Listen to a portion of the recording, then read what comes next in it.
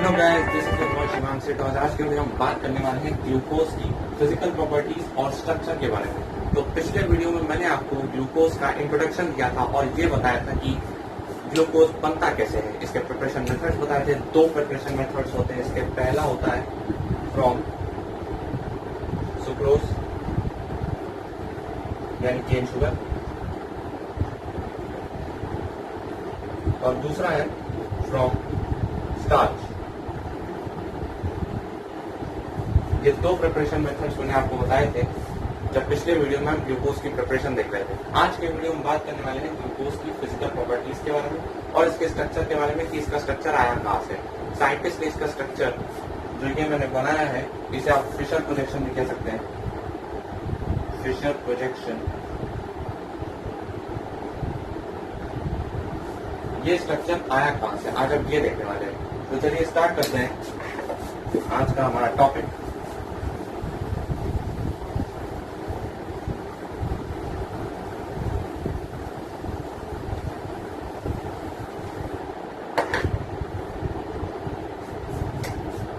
एक चीज मैं आपको और बताना चाहता हूँ, ग्लूकोज के जो हमने दो प्रिपरेशन मेथड देखे थे, क्या था, फ्रॉम सुक्रोज या केन शुगर। सुक्रोज को आप दोनों लिख सकते हैं, केन शुगर या सुक्रोज, ये दोनों ही नाम चल जाएंगे, उसमें कोई दिक्कत नहीं वाली बात नहीं। दूसरा है फ्रॉम स्टार्च। तो इनमें से जो स्टार्च वाला मेथड है वो कमर्शियल मेथड है ग्लूकोज को प्रिपेयर करने का। This is the commercial method for preparing glucose, यानी कि लार्ज स्केल में ग्लूकोज इसी बनता है, ग्लूकोज इसी से बनता है, स्टार्च से। ये ग्लूकोज के प्रिपरेशन का कमर्शियल मेथड है, मतलब कमर्शियली फैक्ट्रीज में या किसी भी जगह में ग्लूकोज को स्टार्च से ही बनाया जाता है। लार्ज स्केल पे ये प्रिपेयर होता है। ये वाला मेथड अब नई यूज में आता है, हम इस मेथड को ज्यादा प्रेफरेंस देते हैं as compare to this method, क्योंकि कमर्शियल मेथड है और इसीलिए इससे लार्ज स्केल पे ग्लूकोज बनाया जाता है। Large scale preparation of glucose.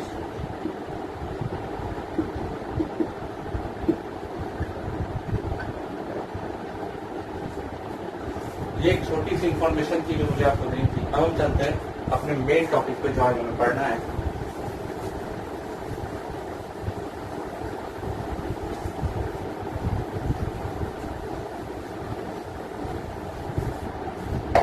हम चलते हैं अपने मेन टॉपिक पे। So let us study about the physical properties of glucose. तो ग्लूकोज की फिजिकल प्रॉपर्टीज में पहले तो ये आता है, it is a crystalline solid. ये तो मैं आपको पहले ही बता चुका हूं कि ग्लूकोज क्या है, क्रिस्टलाइन सॉलिड है। क्रिस्टलाइन सॉलिड्स क्या होते हैं, ऐसे सॉलिड्स जिनका लॉन्ग रेंज ऑर्डर होता है, जो एक डेफिनेट ऑर्डर में अरेंज होते हैं। जैसे कि अगर मैं आपसे कहूं ये एक क्यूब है और इसमें इसके जो एटम्स हैं या मॉलिक्यूल्स हैं वो इस तरह से अरेंज है। लेट मी से दिस इज अ क्यूब। मैं मान लेता हूं ये क्यूब है और इसके जो एटम्स हैं वो इस तरह अरेंज है। तो ये क्या हुआ, एक क्रिस्टलाइन सॉलिड हुआ, क्योंकि इसके जो एटम्स है वो एक डेफिनेट ऑर्डर में अरेंज है। देखिए ये भी एक डेफिनेट ऑर्डर, ये भी एक डेफिनेट ऑर्डर, एक सेम पैटर्न में अरेंज है, उसे कहते हैं क्रिस्टलाइन सॉलिड। तो ग्लूकोज का क्रिस्टलाइन सॉलिड क्योंकि उसके पार्टिकल्स, एटम्स एंड मॉलिक्यूल्स एक डेफिनेट ऑर्डर में अरेंज रहते हैं, एक फिक्स्ड ऑर्डर होता है और एक लॉन्ग रेंज ऑर्डर, मतलब एक अच्छी खासी रेंज तक ऑर्डर रहता है। Now we are going to the second physical property. Second क्या है, दूसरी हमसे बोलती है it is sweet in test.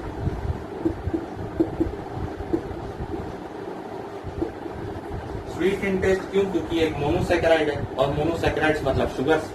Glucose क्या है, एक शुगर है और शुगर तो मीठे होते ही है, इसलिए glucose is sweet in taste because it is a sugar. Glucose के दो और नाम दिए जाते हैं। एक होता है अल्डोहेक्सोज, जो मैं आपको एक वीडियो में बता चुका हूँ, इसका नाम अल्डोहेक्सोज क्यों पड़ता है। अल्डो मतलब अल्डिहाइड ग्रुप, हेक्सोज मतलब कार्बन आइटम, 6 कार्बन आइटम। अल्डो का मतलब ग्लूकोज के अंदर क्या है, अल्डिहाइड। हेक्सोज का मतलब इसके अंदर क्या है, 6 कार्बन आइटम। दूसरा किसका और नाम पड़ता है, डेक्सट्रोज।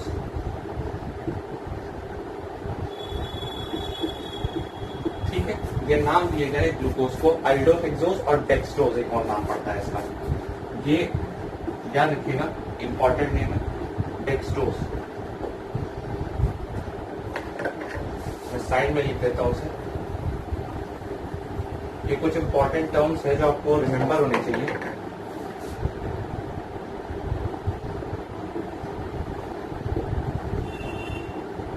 डेक्सट्रोज,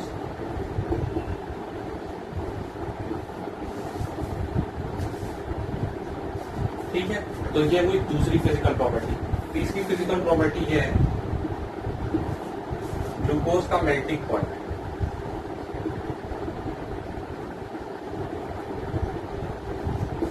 मेल्टिंग पॉइंट इसका होता है 419 केल्विन।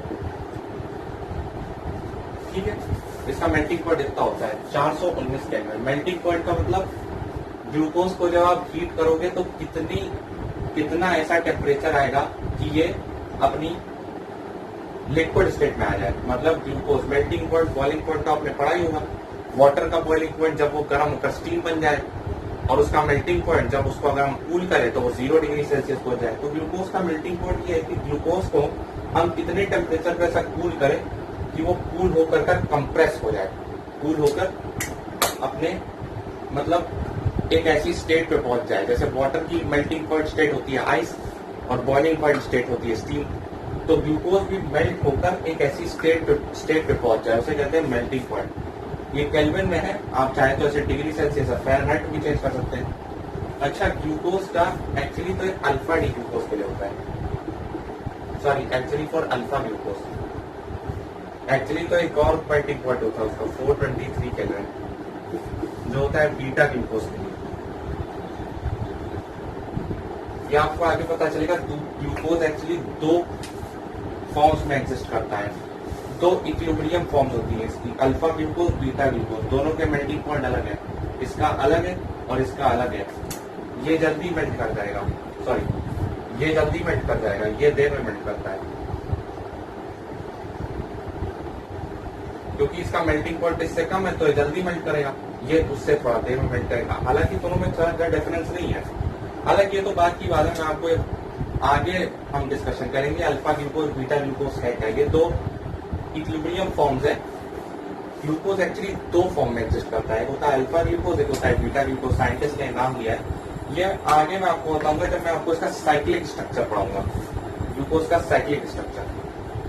आज तो हम ओपन चेन स्ट्रक्चर की बात करने वाले हैं सब, लेकिन जब हम साइक्लिक स्ट्रक्चर करेंगे तब मैं आपको बताऊंगा ग्लूकोज की अल्फा और बीटा फॉर्म के बारे में, ये आती कहां से। So let us move on to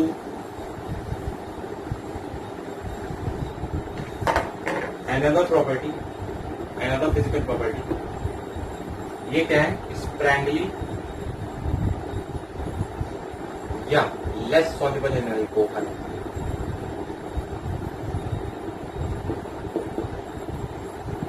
sparingly या लेस soluble in alcohol।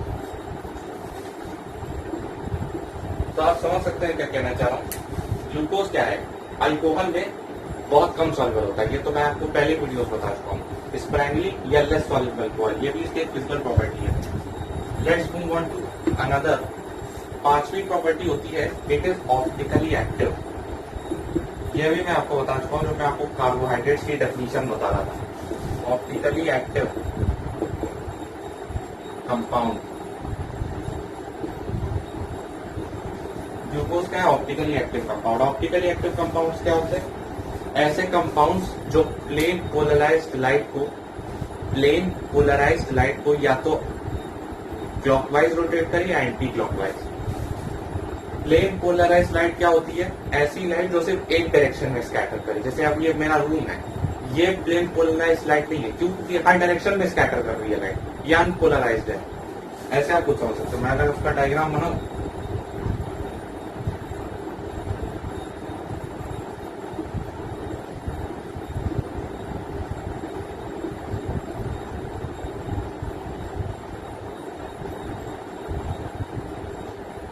ये है अनपोलराइज्ड लाइट। क्यों? क्योंकि ये एक्स में भी जा रही, वाई में भी जा रही और जेड में भी जा रही है। लेकिन अंदर की मतलब अंदर की तरफ जेड एक्सिस में, और इस तरफ मतलब एक्स एक्सिस में। आप चाहे तो कई डायरेक्शन दे सकते हो, आप किसी भी मतलब एक्सिस को एक्स वाई जेड कह सकते हो। वो कोई मतलब ऐसा नहीं है कि मतलब मिसकंसेप्शन कि आप इसी को एक्स मानो, इसी को वाई मानो, इसी को जेड मानो, ऐसा नहीं है। अब ये तो एक ट्रेंड चल गया है कि हम अंदर वाले को जेड मानते हैं, ऊपर वाले को एक्स, सॉरी ऊपर वाले को वाई और इस वाले को एक्स। ये वाला एक्स, ये वाला वाई और अंदर वाला जेड। ये तो एक ट्रेंड है, ये तो एक ट्रेंड चल गया है। अंदर वाला ये जेड है, मतलब ये लाइट जेड में भी स्कैटर कर रही, एक्स में भी स्कैटर कर रही और वाई में भी स्कैटर कर रही। जैसे ये पूरा रूम है मेरा, ये लाइट जेड में भी जा रही है, इस बोर्ड से टकरा कर यहाँ ही जा रही है, वहां भी जा रही है, हर तरफ ये लाइट जा रही है। इसे कहते हैं अनपोलराइज, मतलब अलग अलग दिशाओं में फैल रही है। और जो प्लेन पोलराइज लाइट होती है,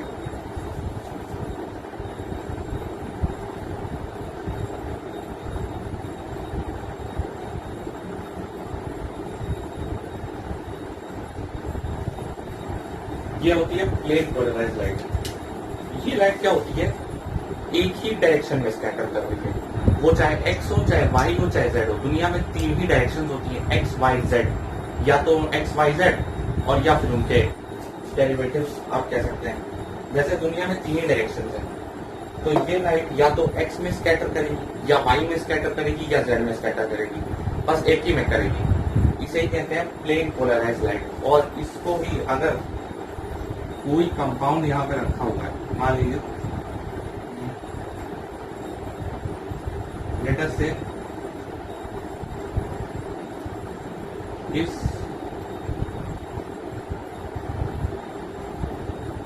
इसके अंदर कोई मिक्सचर है, मान लीजिए मैं कह रहा हूँ ग्लूकोज है, लेट अस से दिस कंटेनर कंटेन्स ग्लूकोज, इस कंटेनर के अंदर ग्लूकोज है।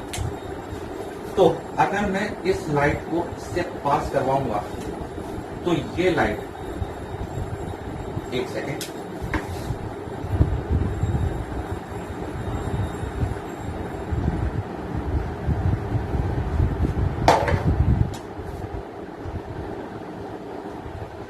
अगर मैं इस लाइट को इससे पास करवाऊंगा तो ये लाइट या तो इस डायरेक्शन में जाएगी,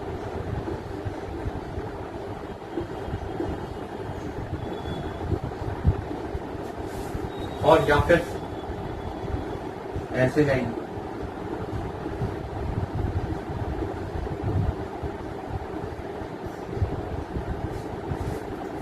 तो यही होते हैं optically active compound. Optically active compounds क्या होते हैं? The compounds which rotate the plane polarize light, PPL आप कह सकते हैं short form, plane polarize light clockwise या एंटी क्लॉकवाइज। मतलब जो प्लेन पोलराइज लाइट को या तो क्लॉकवाइज रोटेट करे या एंटी क्लॉकवाइज, उसे कहते हैं ऑप्टिकली एक्टिव कंपाउंड। तो ग्लूकोज एक ऑप्टिकली एक्टिव कंपाउंड होता है। ठीक है, अब हम चलते हैं स्ट्रक्चर की तरफ। फिजिकल प्रॉपर्टीज हमारी ओवर हो गई, let us move on to the structure of glucose. अब ये स्ट्रक्चर आया कहां से, इसके पीछे ही बहुत बड़ी कहानी है।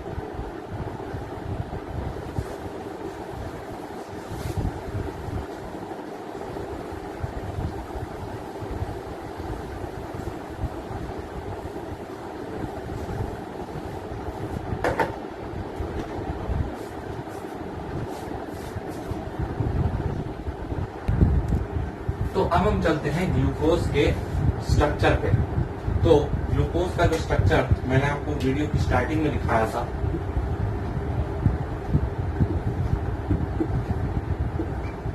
ये वाला स्ट्रक्चर,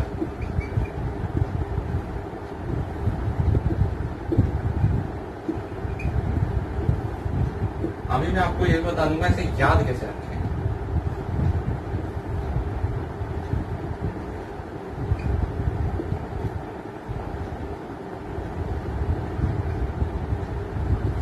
ठीक है, तो ये है ग्लूकोज का स्ट्रक्चर, इसे फिशर प्रोजेक्शन भी कहा जाता है। फिशर प्रोजेक्शन आपने ऑर्गेनिक में पढ़ा होगा, कंपाउंड्स को हॉरिजॉन्टल और वर्टिकल लाइन में रिप्रेजेंट करते हैं। तो अगर आपको इस स्ट्रक्चर को याद रखना है तो पहले तो देख लीजिए कि कितने कार्बन है इसमें। पहले तो इस स्ट्रक्चर को याद रखने का मैं आपको तरीका बताता हूँ। पहले आप एक ऐसी वर्टिकल लाइन ड्रॉ कीजिए, थोड़ी सी टेप ड्रॉ कर दी मैंने। सबसे पहले मैं आपको ये बताऊंगा इस स्ट्रक्चर को रिमेम्बर कैसे रखें, क्योंकि ये स्ट्रक्चर आपको याद तो रखना ही पड़ेगा, क्योंकि इस स्ट्रक्चर को मतलब ऐसे ही डिजाइन किया गया था साइंटिस्ट ने, ऐसे ही डिजाइन किया गया था साइंटिस्ट द्वारा। तो आपको मतलब इसे रिमेम्बर करना पड़ेगा। इसे रिमेम्बर करने का मैं तरीका बता देता हूँ कैसे आप रिमेम्बर कर सकते हैं। उसके बाद मैं आपको ये बताऊंगा स्ट्रक्चर आया कैसे, क्योंकि भाई ये स्ट्रक्चर ऐसे तो डिजाइन कर दिया होगा साइंटिस्ट ने कि हाँ चलो ऐसे पेपर निकालो और ऐसे डिजाइन कर दो, ऐसे तो नहीं किया होगा। कुछ एविडेंस, कुछ साइंटिस्ट ने बहुत सारे एक्सपेरिमेंट किए थे ग्लूकोज के ऊपर, उसके बाद जाकर ये स्ट्रक्चर बना है। तो सबसे पहले हम चलते हैं, मैं आपको बताता हूँ उसे रिमेम्बर कैसे करें। सबसे पहले आप एक वर्टिकल लाइन ड्रॉ कीजिए, वर्टिकल लाइन। उसके बाद 4 हॉरिजॉन्टल लाइन ड्रॉ कर दीजिए, 4, 1 2 3 4, ठीक है, 4 हॉरिजॉन्टल लाइंस। सबसे ऊपर या इस पॉइंट पे आप लिख दीजिए CHO, ठीक है। पहला तरीका क्या था, एक वर्टिकल लाइन ड्रॉ कीजिए, 4 हॉरिजॉन्टल लाइन ड्रॉ कर दीजिए। उसके बाद कार्बन की नंबरिंग चालू कर दीजिए, ये पहला कार्बन है। उसके बाद यहाँ पे एक कार्बन होगा, यहाँ पे एक कार्बन, यहाँ पे एक कार्बन, यहाँ पे एक कार्बन, ठीक है। यहाँ सबसे नीचे पॉइंट पाएगा CH2OH, CH2OH। आप लिख भी सकते हैं पॉइंट्स की फॉर्म में। पहले एक वर्टिकल लाइन ड्रॉ कीजिए, 4 हॉरिजॉन्टल लाइन ड्रॉ कीजिए। सबसे ऊपर वाले पॉइंट पे CH होगा, सबसे नीचे वाले पे CH2OH होगा। कार्बन की नंबरिंग कर दीजिए, carbon count 1st, 2nd, 3rd, 4th, 5th, 6th, 6 carbon है, सेकेंड है, ये तीसरा कार्बन है,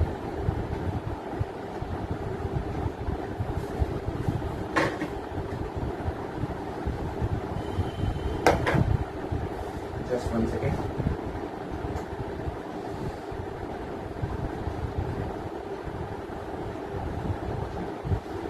ठीक है, तो ये बन गया, मैंने आपको तरीका बता दिया। अब हर एक डंडी पे जो मैंने बनाई है 4 हॉरिजॉन्टल लाइन, हर डंडी पे HOH लगाना चालू कीजिए। हर डंडी पे HOH, HOH, HOH, HOH। तो ठीक है, मैंने आपको ये बता दिया तरीका कि पहले एक वर्टिकल लाइन ड्रॉ कीजिए, 4 हॉरिजॉन्टल लाइन ड्रॉ कीजिए। सबसे पहले पीक पे जो आएगा वो होगा CHO, सबसे नीचे आएगा CH2OH। सारे कार्बन की नंबरिंग कर दीजिए। नंबरिंग नहीं भी करेंगे तो चल जाएगा, और बट एक तो मतलब फील के लिए नंबरिंग कर दीजिए। उसके बाद HOH, जो मतलब ये 4 हॉरिजॉन्टल लाइंस बनी है, इन सब में HOH भरना शुरू कीजिए, HOH, HOH, HOH। बस एक बार ध्यान रखिएगा, तीसरी जो कार्बन की पोजीशन है, जो तीसरा कार्बन है, वहां पे ये प्रोसेस थोड़ा रिवर्स हो जाएगा, मतलब OH पहले आ जाएगा और H बाद में आएगा। ये तीसरा कार्बन, इसे मैं स्टार लगा देता हूं। जो तीसरा कार्बन है ये वाला 1 2 3 तीसरा कार्बन है, उसमें क्या होगा, OH पहले आएगा, H बाद में आएगा। बाकी सब कार्बन में देखिए H पहले आ रहा है, OH बाद में आ रहा है। इस कार्बन पे अलग केस होगा, इस पे OH पहले आएगा और H बाद में आएगा। अब इसका बहस नहीं कर सकते कि ये कैसे हुआ, ये साइंटिस्ट ने बताया कि ऐसा ही स्ट्रक्चर होगा, मतलब तीसरे पे OH पहले आएगा, H बाद में आएगा। अब इस पे बहस नहीं की जा सकती। तो ठीक है, ये हो गया स्ट्रक्चर। मैंने आपको एक तरीका बता दिया रिमेम्बरिंग का कि वर्टिकल लाइन ड्रॉ कीजिए, उस पर 4 हॉरिजॉन्टल लाइन ड्रॉ कीजिए। सबसे ऊपर पे होगा CHO, सबसे नीचे पे होगा CH2OH। कार्बन की नंबरिंग कर दीजिए। HOH बनना चालू कीजिए, HOH, लेफ्ट में H, राइट में OH। तीसरे कार्बन में बस एक पॉइंट रिमेंबर करना है, तीसरे कार्बन में OH पहले आएगा, H बाद में आएगा। इसको एक शॉर्ट फॉर्म में ऐसे भी लिख सकते हैं, CHO, CHOH, अच्छा CH2OH। ये एक शॉर्ट फॉर्म है, इसको याद रखने का। सबसे ऊपर तो CHO, इसमें कुछ चेंज नहीं हुआ है, लेकिन सबसे ऊपर तो CHO ही है, सबसे नीचे CH2OH है।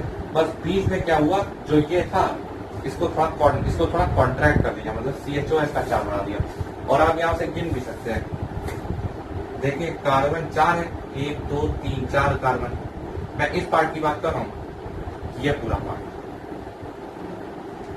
4 कार्बन है, हाइड्रोजन कितने हैं 8, 1 2 3 4 5 6 7 8 hydrogen, sorry very sorry, 4 hydrogen होंगे, वो तो OH ग्रुप के मिला के हाइड्रोजन बता दी मैंने, सॉरी OH का हाइड्रोजन बता दिया, एक्सट्रीमली सॉरी। हाइड्रोजन 4 होंगे, 1 2 3 4, OH ग्रुप भी 4 है, 1 2 3 4, ठीक है। तो ये हो गया स्ट्रक्चर ऑफ ग्लूकोज। और इसमें एक चीज और बता देता हूं मैं,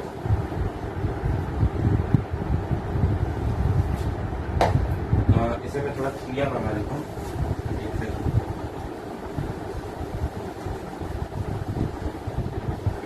थोड़ा सा क्लियर करता हूँ।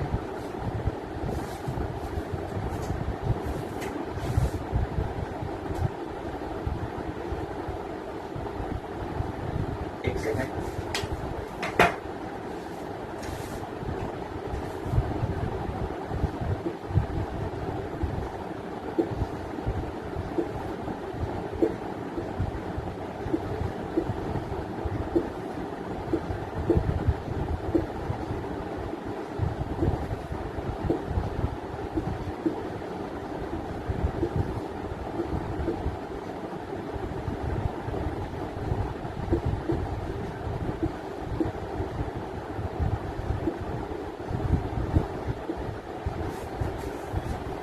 ये ग्लूकोज का एक बार फिर से स्ट्रक्चर बता दिया मैंने।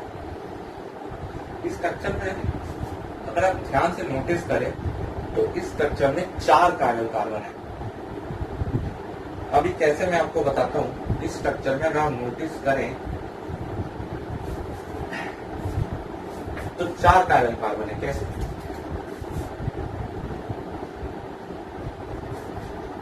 चार कायरल कार्बन। अब एक कायरल कार्बन क्या होता है? कायरल कार्बन को एसिमेट्रिक कार्बन भी कहते हैं। अब ये एसिमेट्रिक कार्बन या कायरल कार्बन क्या होता है? ऐसा कार्बन जो अपनी चारों वैलेंसीज, कार्बन की मैक्सिमम वैलेंसी क्या होती है? 4। वो 4 ही बॉन्ड बनाता है, वो 4 ही बॉन्ड बनाता है ग्रुप्स के साथ। 5 तो हो नहीं सकती, 6 हो सकती है। कार्बन की मैक्सिमम कोवैलेंसी 4 ही होती है। तो कार्बन, ऐसा कार्बन जो अपनी चारों वैलेंसीज को डिफरेंट ग्रुप्स के साथ सेटिस्फाई करे, उसे कहते हैं chiral carbon. What is a chiral carbon? ऐसा कार्बन या एसिमेट्रिक भी आप इसे बोल सकते हो, एसिमेट्रिक कार्बन। ऐसा कार्बन जो अपनी चारों वैलेंसीज डिफरेंट ग्रुप्स के साथ सेटिस्फाई करे। डिफरेंट ग्रुप्स या डिफरेंट ग्रुप ऑफ एटम्स आप कह सकते हो।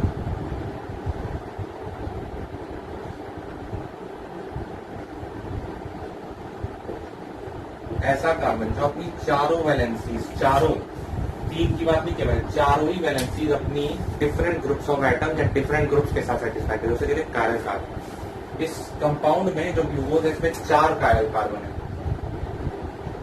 कैसे मैं आपको बताता हूं। ये तो कायरल कार्बन हो नहीं सकता पहला वाला। ऐसा क्यों? क्योंकि ये sp2 हाइब्रिडाइज है।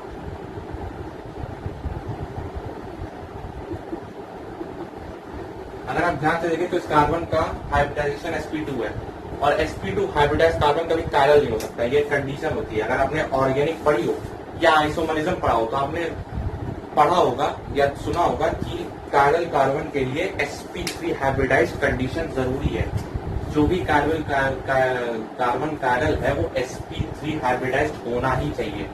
ये जो CHO है, अगर मैं इसे ठीक से बनाऊं, C डबल बॉन्ड हो HC। तो ये वाला कार्बन, इस कार्बन की बात कर रहा हूं मैं, ये sp2 हाइब्रिडाइज है, sp3 में हाइब्रिडाइज नहीं है।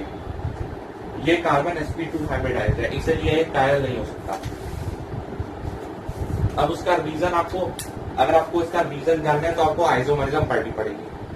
उसी में इसका रीजन है कि कायरल कार्बन sp2 हाइब्रिडाइज क्यों नहीं हो सकता।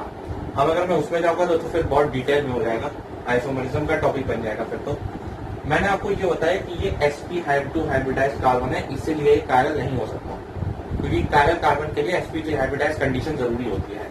sp3 हाइब्रिडाइज कार्बन हो तभी वो कायरल होगा।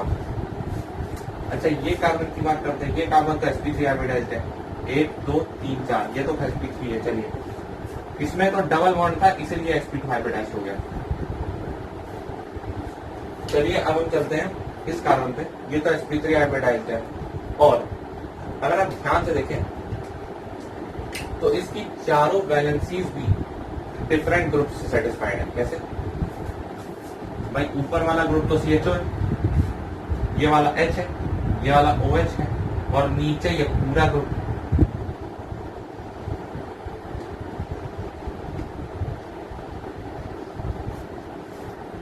ये कायरल है, this is the chiral carbon. क्यों? क्योंकि ये sp3 हाइब्रिडाइज भी है और इसकी चारों वैलेंसीज भी डिफरेंट ग्रुप से सेटिस्फाइड है। ऊपर CHO, इधर H, इधर OH, और इधर ये बड़ा सा ग्रुप, इधर ये पूरा बड़ा सा ग्रुप। तो ये कायरल कार्बन है। तो ये पहला एक मिल गया। दूसरा भी कायरल अगर आप नोटिस करें तो भाई sp3 हाइब्रिडाइज्ड है, एक तरफ OH, एक तरफ H, नीचे ये बड़ा सा ग्रुप और ऊपर ये बड़ा सा ग्रुप। दोनों ग्रुप डिफरेंट है, लेकिन ये ग्रुप और ये ग्रुप डिफरेंट है ना, तो ये भी कायरल कार्बन है। तीसरा वाला भी कायरल है, sp3 हाइब्रिडाइज्ड है, इधर H, इधर OH, नीचे ये वाला ग्रुप और ऊपर ये बड़ा सा ग्रुप।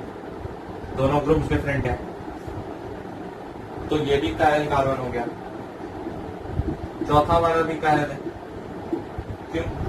इधर H, इधर OH, नीचे CH2OH और ऊपर ये बड़ा सा ग्रुप, ये वाला। तो ये भी कायरल कार्बन। तो ग्लूकोज में 4 कायरल कार्बन होते हैं। ये एक इंपॉर्टेंट इंफॉर्मेशन है जो आपको जाननी चाहिए। Glucose has 4 chiral carbon.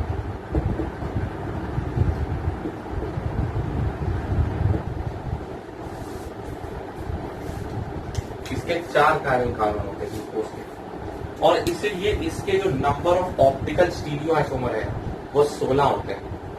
Number of optical स्टीरियोआइसोमर, अगर आपको कोई कंपाउंड दिया है ऑप्टिकली एक्टिव कंपाउंड, तो आप उसके नंबर ऑफ ऑप्टिकल स्टीरियोआइसोमर पता कर सकते हो। अब स्टीरियोआइसोमर क्या होता है? ऐसे कंपाउंड्स जिनके मॉलिक्यूलर फॉर्मूला सेम हो, स्ट्रक्चरल फॉर्मूला भी सेम हो, बट 3D में कॉन्फ़िगरेशन डिफरेंट हो, ओरिएंटेशन, ग्रुप्स का ओरिएंटेशन डिफरेंट हो, उसे कहते हैं स्टीरियोआइसोमर। ऑप्टिकल भी हो और स्टीरियोआइसोमर भी हो। मतलब ग्लूकोज क्या है? ग्लूकोज ऑप्टिकली एक्टिव भी है और एक स्टीरियोआइसोमर भी है, क्योंकि ग्लूकोज का मॉलिक्यूलर फॉर्मूला तो सेम ही है, C6H12O6, ये इसका मॉलिक्यूलर फॉर्मूला। इसका स्ट्रक्चरल फॉर्मूला भी सेम है, और बस इसमें ग्रुप्स का कॉन्फ़िगरेशन बदल गया। मतलब कहीं HOH कहीं पे है, मतलब स्पेस में 3D में कॉन्फ़िगरेशन चेंज हो गया, ओरिएंटेशन ऑफ ग्रुप्स आप कह सकते हो, ये चेंज हो गया। इसीलिए ग्लूकोज एक ऑप्टिकल एक्टिव कंपाउंडर, एक स्टीरियोआइसोमर भी है। अगर आपने आइसोमरिज्म पढ़ा हो तो आपके लिए दो पढ़े होंगे टाइप के, एक होता है स्ट्रक्चरल और एक होता है स्टीरियो। स्ट्रक्चरल के अंदर तो वही सब आते हैं, रिंग चेन और टॉटोमर और ये सब आते हैं। अब यहाँ आइसोमरिज्म की बात तो मैं करूंगा नहीं, क्योंकि फिर तो बहुत डीप टॉपिक चला जाएगा। चलिए चलते हैं अपनी बात पे कि इस कंपाउंड में नंबर ऑफ ऑप्टिकल स्टीरियोआइसोमर कितने हैं। इस कंपाउंड में नंबर ऑफ ऑप्टिकल स्टीरियोआइसोमर है 16। कैसे? नंबर ऑफ ऑप्टिकल स्टीरियोआइसोमर्स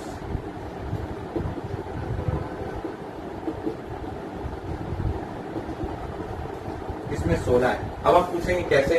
अब अगर आप बनाने बैठोगे तो बहुत टाइम लग जाएगा स्टीरियोआइसोमर। तो एक साइंटिस्ट थे, ली हेल वैन टॉप, एक शख्स थे ली वेल हैंडऑफ, इन्होंने एक रूल दिया था, एक अपना एक बनाया था, इन्होंने अपनी थ्योरी बनाई थी कि कोई कंपाउंड के अंदर आप ऑप्टिकली एक्टिव कंपाउंड के अंदर आप नंबर ऑफ स्टीरियो आइसोमर पता कर सकते हो अगर आप उसके कायरल कार्बन पता लगा लो। अगर आपको उस कंपाउंड के कायरल कार्बन पता है कितने हैं, तो आप उसके ऑप्टिकल स्टीरियो आइसोमर पता कर सकते हो कितने हैं। ऑप्टिकल ये नहीं कि मतलब ये ऑप्टिकल की बात कर रहा हूं मैं, ऑप्टिकल कंपाउंड्स, बस ऑप्टिकल स्टीरियो आइसोमर पता कर सकते हो। वैंटॉफ ने एक रूल बताया था, जो है साइंटिस्ट थे ली हेल वैंटॉफ। ली हेल वैंटॉफ ने एक रूल बताया था, उसमें इन्होंने ये कहा था कि अगर आपके पास कोई कंपाउंड दिया है और आपको उसके कायरल कार्बन पता है, मतलब ये वाले एसिमेट्रिक कार्बन, तो आप उसके ऑप्टिकल स्टीरियो आइसोमर बता सकते हो। और उन्होंने इसका फॉर्मूला दिया था 2 की power n, where n stands for number of chiral carbon. n stands for number of chiral carbon. Number of chiral carbon. इन्होंने एक फॉर्मूला दिया था number of optical stereo isomer पता करने का, 2 to the power n, provided, एक इसमें restriction लग गया था, provided there is no plane of symmetry.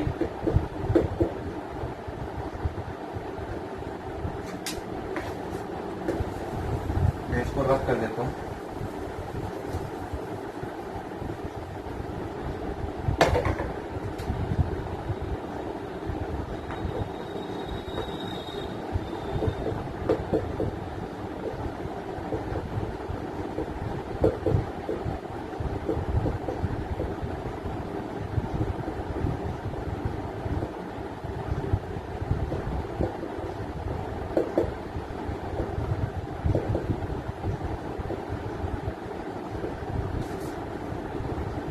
उस कंपाउंड के अंदर कोई प्लेन ऑफ सिमेट्री नहीं होनी चाहिए, there is no plane of symmetry. अगर आपने आइसोमरिज्म पढ़ा होगा तो आपको पता होगा प्लेन ऑफ सिमेट्री और सेंटर ऑफ सिमेट्री क्या होता है।